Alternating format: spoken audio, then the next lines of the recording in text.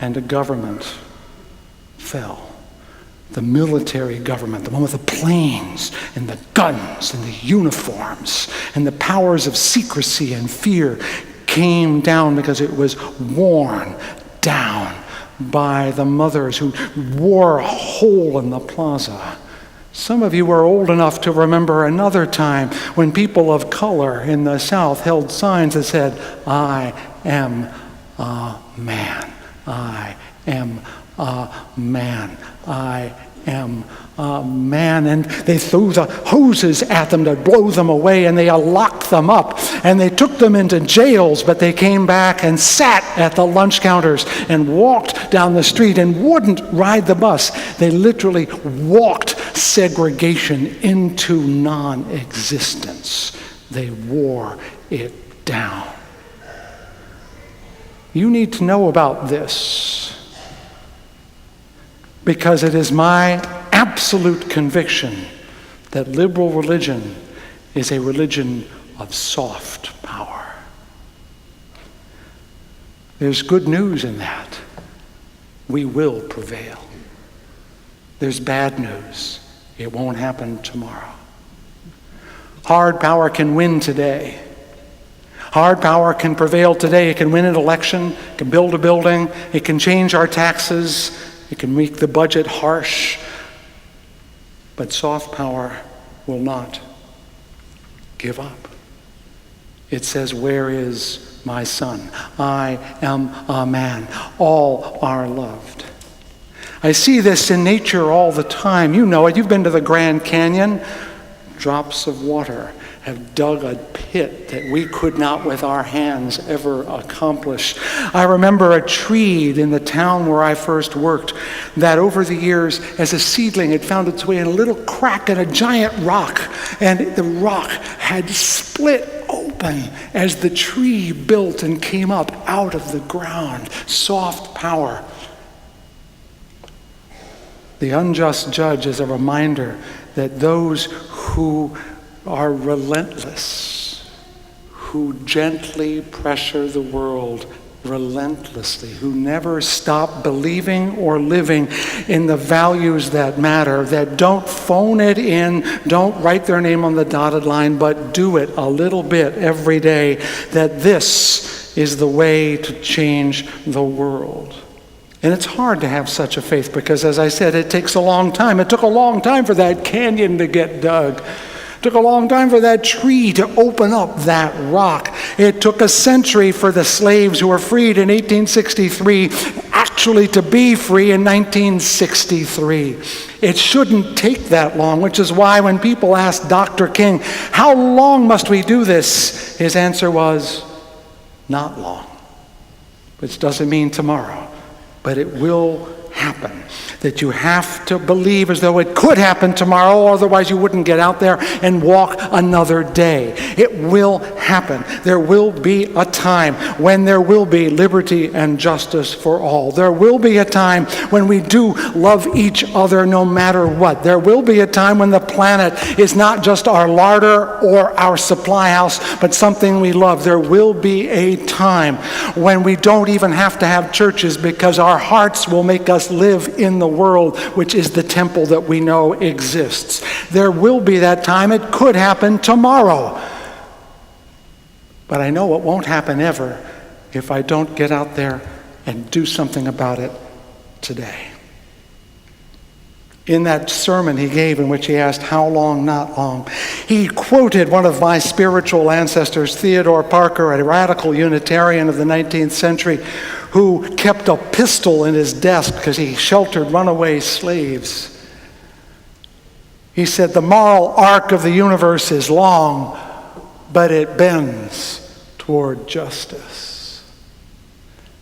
And our task is to climb out on that arc and tug it down a little sooner. Hang on the edge of it. Make it happen to get out there. I mentioned the Civil War, which began 150 years ago this week. I did a tiny bit of research. 600,000 men died. 600,000. Could have been more. That's just the number they could count. North and south. Dead on the battlefield, died of wounds. I'm not counting those who lost limbs, who lost their minds. How much is that? Well, two figures will help you understand that. One, it was 20% of the population of the United States. 1 in 5. It was also, and still is, more than all the other casualties of every other war we have been in. It's an immensely sad number, an immensely moving number, in part because those who served were trying to tug the moral arc of the universe. They were literally adding the whole weight of their lives to something that mattered to them. I mention this because last week I talked about how we are all messiahs, that each of us could be Isabel Morrison, it could be Betsy Tinkham, it could be Dave Smith. It's all of us, every one of us. The man I don't know who just walked in, the women who just visited today, you were all messiahs. But that doesn't mean you get to stand up on a rock and hold out your hands and have us worship you. What I mean is we are all here to bend the arc a little bit. And if we want it to get here sooner than not, it bends more if more people are tugging on it at the same time. And each and every person is a seed that can grow into a tree, and a tree that can yield fruit. A tree that can literally grow in the cracks of oppression and split that stone wide open. Each and every one of you is just a moment in time, a drop in a river, but that river, if it keeps flowing, will wear the canyon into existence. Each and every one of us has a moment of time when if we sing, we can be part of a song that will give us hope in times of oppression and fear and uncertainty. We are each messiahs. We are each called to save the world. And I'm here to tell you that it's hard because we don't know when the song is over. We don't know when the rock will break. We don't know when we need to break our land wide open. But we do know that if we don't do it today, it will be one day later. And that's not thinkable. We cannot say, I will rest today, because that's one day later that the world will be better. Will you give up and think, oh, they don't need me? You are absolutely needed. How long? Not long. It's only as long as we let it be, because as the man said, the kingdom is in the midst of you if you open your eyes. Some of you may have run into the series about the civil rights movement years ago by Henry Hampton, Eyes on the Prize. Do you know the song? Paul and Silas bound in jail, had no money for to go their bail. Keep your eyes on that prize. Hold on. Paul and Silas began to shout. Doors sprang open and they walked out. Keep your eyes on that prize. Hold on. Hold on. Hold on. Keep your eyes on that prize. Hold on. Can you hear them walking? Can you see the signs? Hold on. That's what they did. They had it in their hearts. And then came the verse that got it all started. Got my hand on the gospel plow. Wouldn't take nothing for my journey now. Keep your eyes on that prize. Hold on. What does that mean, that gospel plow? It means if you don't look where you're going, you won't ever get there. Keep your hand and your eye fixed on where you're going. Liberty and justice for all. Everyone loved, everyone in heaven. The world made fair and all her people one. Hold on. Hold on. Keep your eyes on that prize. Hold on. It won't be a book that brings in thousands. We will never be the great church that other people want us to be.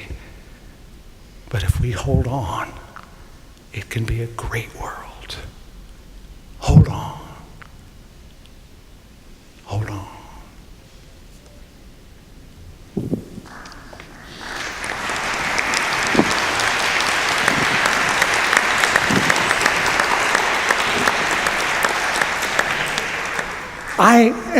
As I told you, I'm a Pentecostal liberal. I change things all the time because I feel the Spirit moving in odd ways. So hang on, Lee, I may be pulling a fast one on you. Did you like that song? Would you like to learn it? Right, can you help me out here? 4 verses. I didn't give you the other one. It has a long chorus. But see, this way, when you get out and do something today that's hard, you can keep that. Remember, it's a walking song. It's meant to keep you moving. Not fast, but don't stop. You never stop. You found it? Not yet. You can, Paul? Okay, I think it's number 39 in that little book. E minor. Paul and Silas, bound in jail, had no money for to go there. Keep your eyes on that prize. Hold on. Hold on.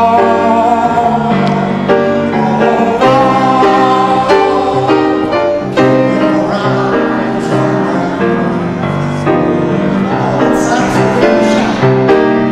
prize. Silas began to shout.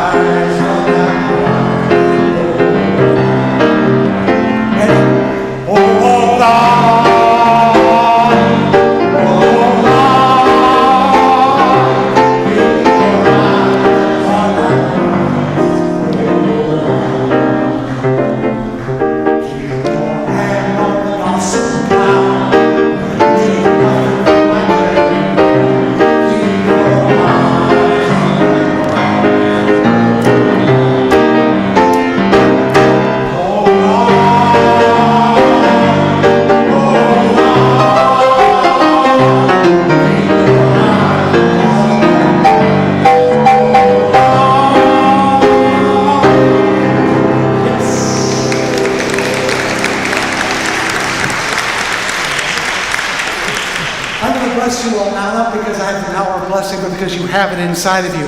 Each and every one of you has a blessing to give, a gift to give, something that the world needs to be whole and complete and holy and good. You know it's in there. You just have to keep walking until you find it and give it. And guess what? While you're walking, it'll show up. But the good news is if you don't find it today, you can find it tomorrow or the day after that, because this day and every day is a day which the Lord has made. Therefore, you can rejoice and be glad in it, because someday the world will be the place we want it to be. And even if we're not there, we will have gotten it there. The worship being concluded, the service begins. Amen.